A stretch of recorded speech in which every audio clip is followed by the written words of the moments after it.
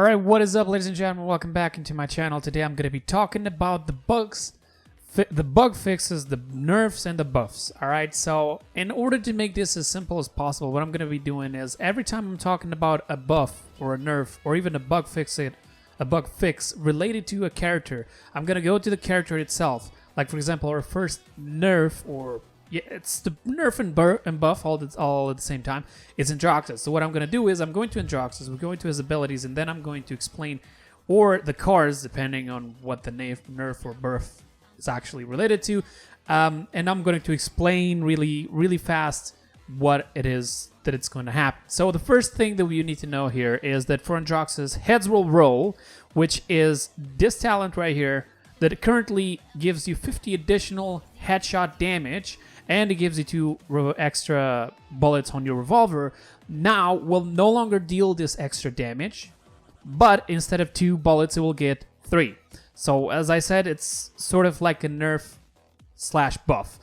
Now, next buff or nerf, it's Drogoz. And Drogoz here, if we go here into his abilities, you know that the fire spit usually can be comboed with a normal shooting. So now they said that it's actually doing too much damage. It was the combination fire spit and salvo was insane. So they decided to actually reduce the damage from the fire spit from 1000 of this bonus damage you see here for 900, because they did not say that it was actually related to the bonus damage, because the new people of the game will not know that you have to shoot the fire spit. So maybe they could have given that information, that extra information. And also the salvo now will have less damage area. When I mean damage area, I mean the area of explosion will be smaller. So you will not be able to hit an entire team with salvo, right? People can escape easier to this, and that's actually pretty good. Maybe people won't die one hit,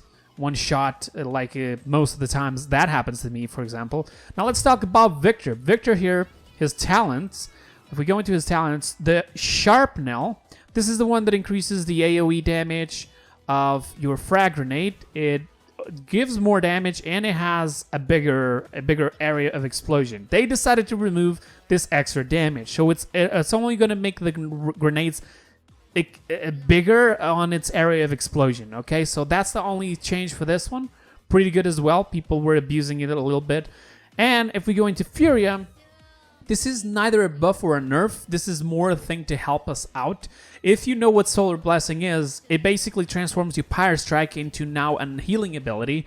And as soon as it hits an ally, it starts healing them for 300 health every 0.05 seconds, right? But the problem is that it's like they said, the Pyre Strike being from your own team usually didn't have any sound effect. You wouldn't listen to it. And sometimes the Pyre Strike would just go by and you wouldn't even notice, and you couldn't stop it anymore. So now it's actually going to have a unique sound, so your allies will be able to actually listen to the Solar Blessing coming. Then they can just turn, see the Solar Blessing, and jump into it. That'll be a lot easier for people who usually use Furia to actually heal your teammates with Solar Blessing. Now let's talk about Lex. Lex sort of has been changed, but at the same time, I do not know if this is the right way to go. The first thing that they did is they changed the damage from 350 per shot to 320. So they took away 30 per shot. He has 10 bullets on his magnums, and now he's gonna have 12. So even though they took away that little bit of extra damage, which is not much if you ask me, since they actually remove it 50 directly to the Maeve's blades. So you could have done the same thing for Lex, especially because this guy, when gets close to somebody, starts spamming shots all over the place.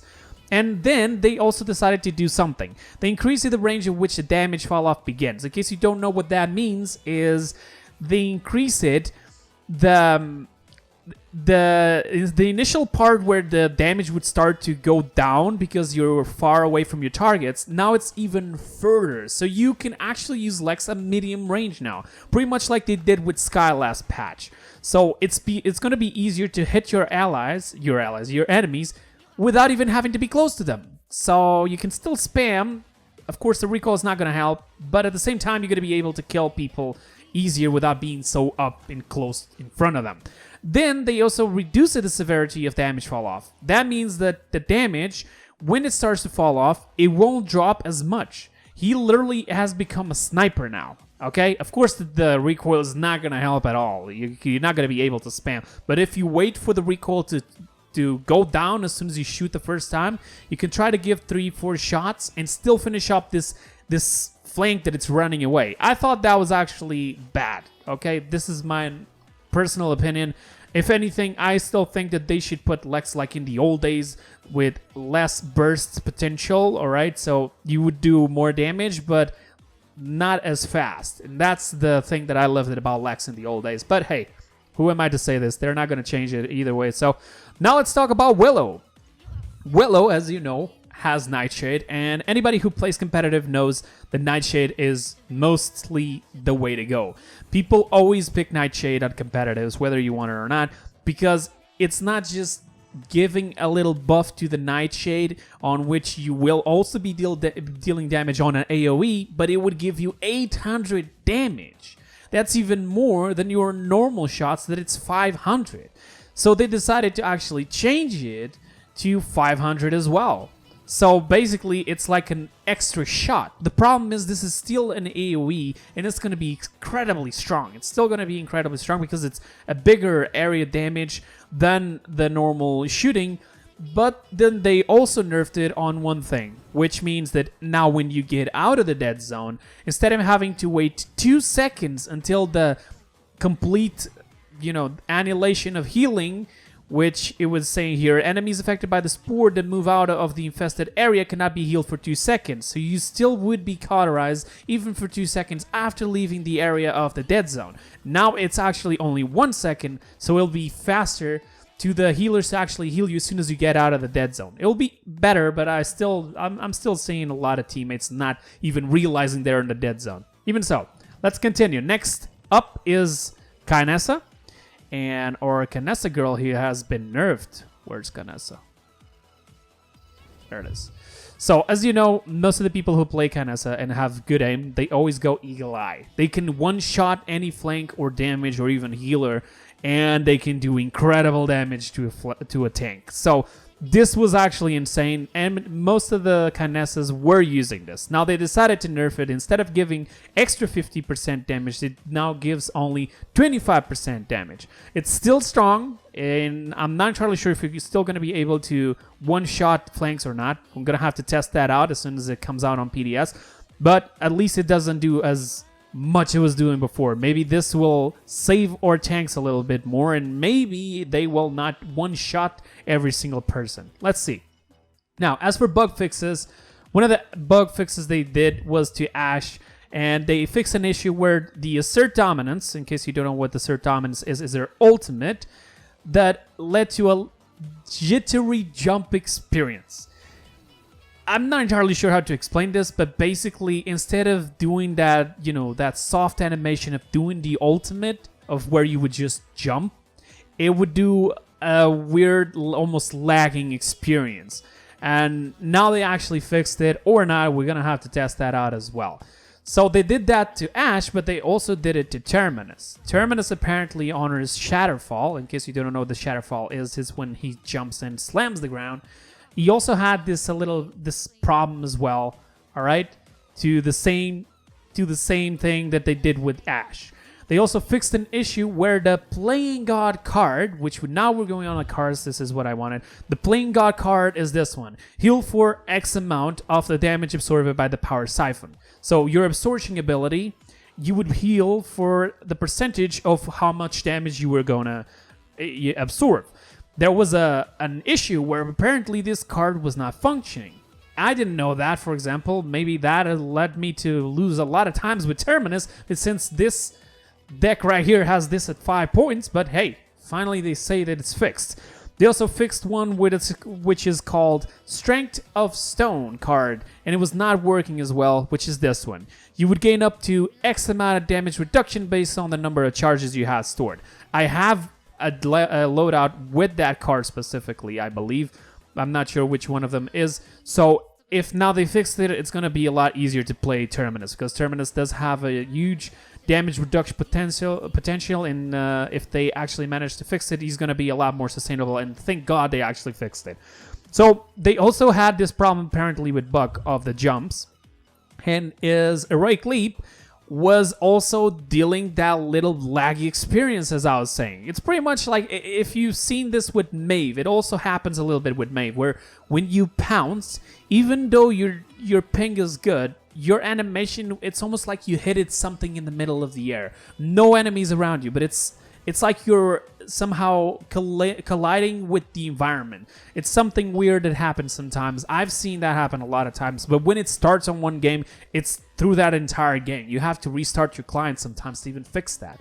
So let's go into our boy Nando here. And Nando, they fixed an issue where you could not headshot Nando for certain angles.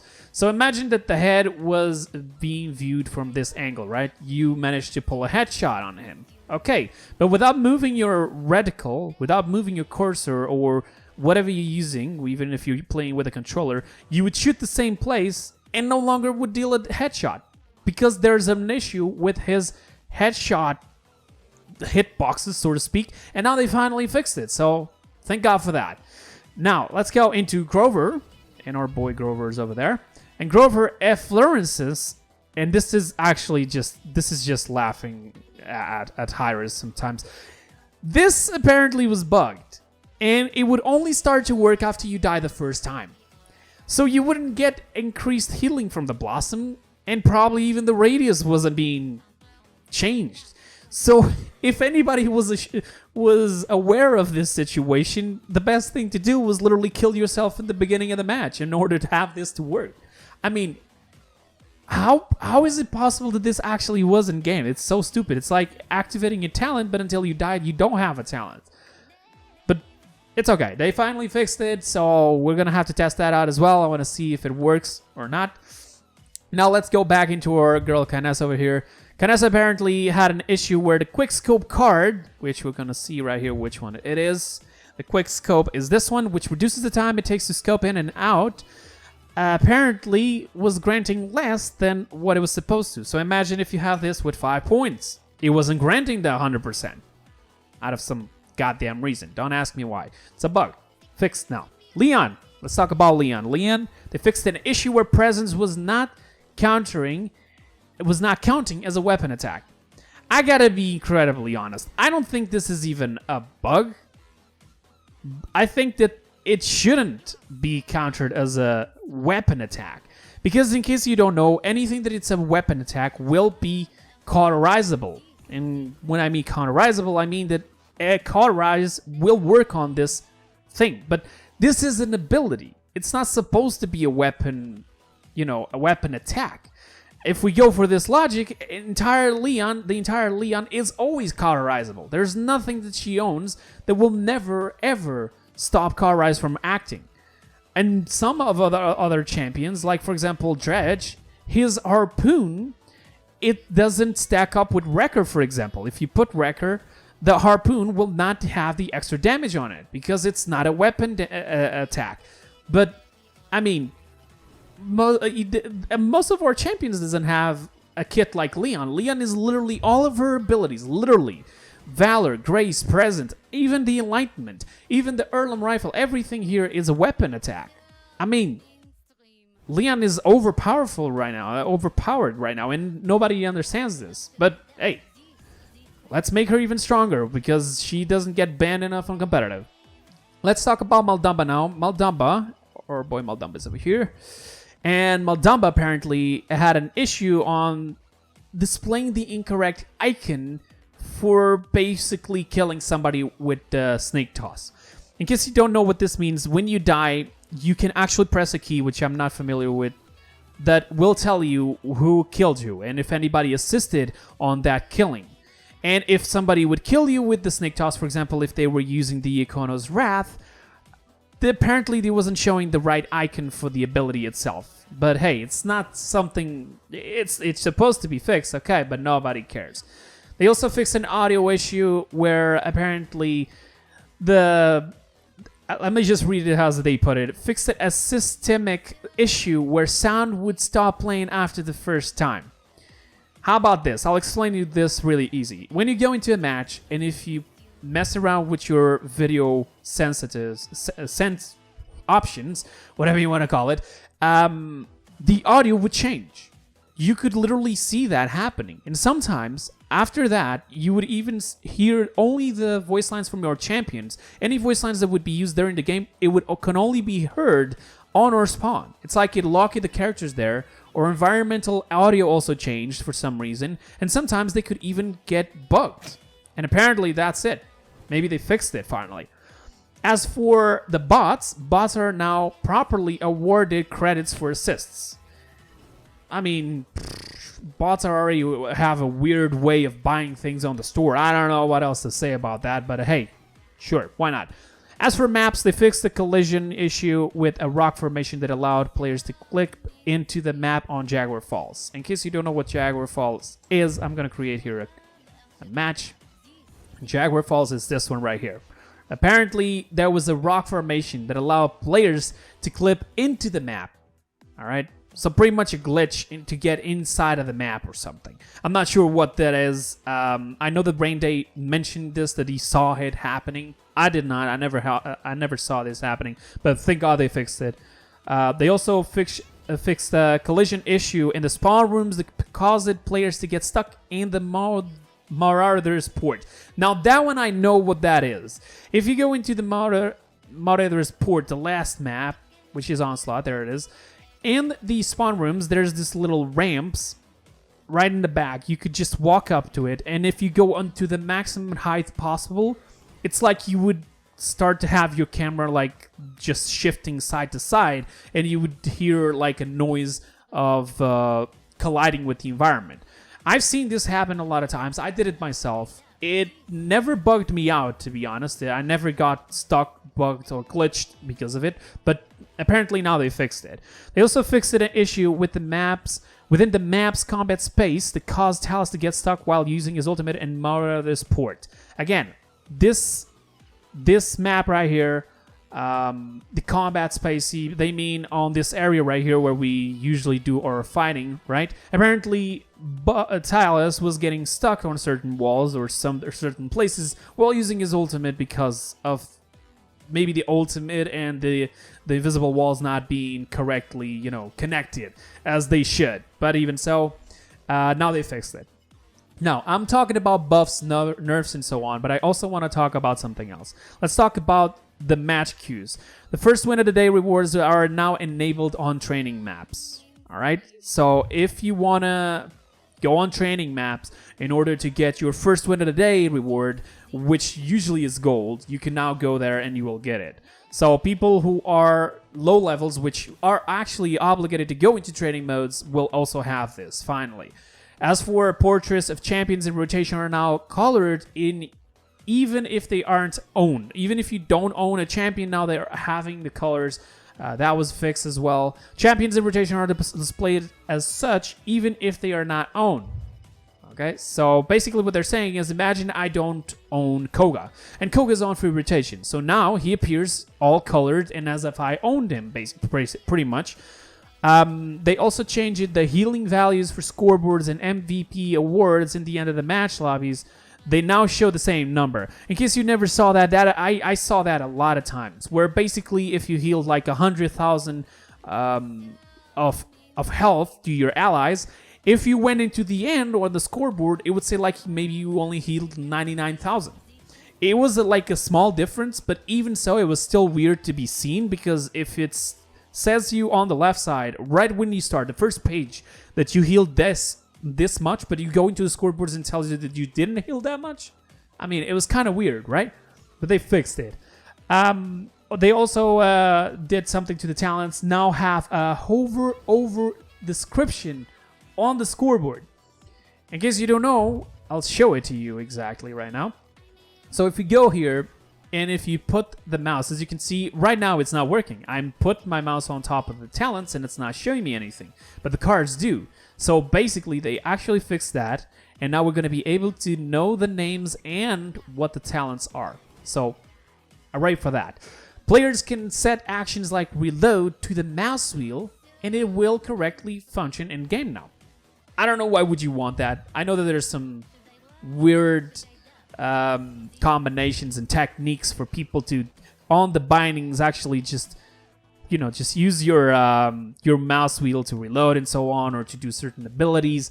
And now people are going to be able to use it properly because it wasn't working properly, and now it is. While in the item store, you can now press tab to view other players' loadouts. So when it comes to buying items, that was actually a great issue, and thank God that they actually fixed it. And when you spawn in, the first thing that it asks you is what talent you want in the cards. After you pick that, you go into the item store and you buy your first item. Most of the times, I would have to leave the store to then open the scoreboards to see if my team already picked, for example, Cauterize or so on. Now we're going to be able to stay in the store. It does not close the store, and you're going to be able to pop up your scoreboard, see what your allies have picked and what your enemies have picked as well, and then you choose the item to counter or help what has already been picked. So that's also really, really good. FWOTD indicator visible now from the start. I don't even know what FWOTD is, but okay, sure. Descriptions of Hi-Rez are always amazing. Starting a shooting range match no longer causes Victor to be displayed on the UI. Okay, so in case you don't know, when you press the training and you go into shooting range, the first character that it's going to show you, even when you're loading, it's always Victor. For them, it's like Victor is like the initial, first, only champion. For some reason. We didn't even pick him, but that's it. And this was also causing some problems a patches ago, where if you try to emote with other champions, it would have the champion emote of Victor on those champions that you were using. So maybe that's now fixed as well.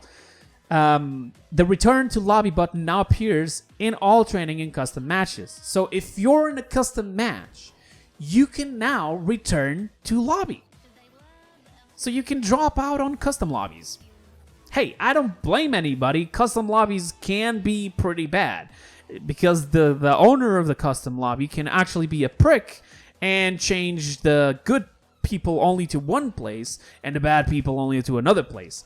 And if they're going to be pricks, I want to leave as well, right? And the only way that it was until now, it was actually to turn off your entire game and wait until the end of the match. That, or everybody from that entire match would have to leave the game, and then the game would be canceled because the only people in that game was bots. So at least we can now have a final choice. This will also be helpful, really helpful for me to record stuff when I'm doing 1v1s customs, to actually record stuff for videos. I can now finally return to lobby. Thank God, Hi-Rez. Players can now unmute teammates in match with the mute button. So in case you don't know about that one, that was actually there present. A lot of people actually knew about this. I knew about this, where when you were in the game and you were to mute him, there was the items you muted them, you couldn't unmute them back. So if, for example, you were trying to maybe try to mute the typing from, for example, here Blueberry, then how would I unmute him back to talk to him? I couldn't, because it was bugged. Every time that I would press it, it wouldn't do anything. So now we actually can unmute our teammates. Finally, thank you. And now for the last thing, literally, this is not a bug fix. This is not a buff or a nerf.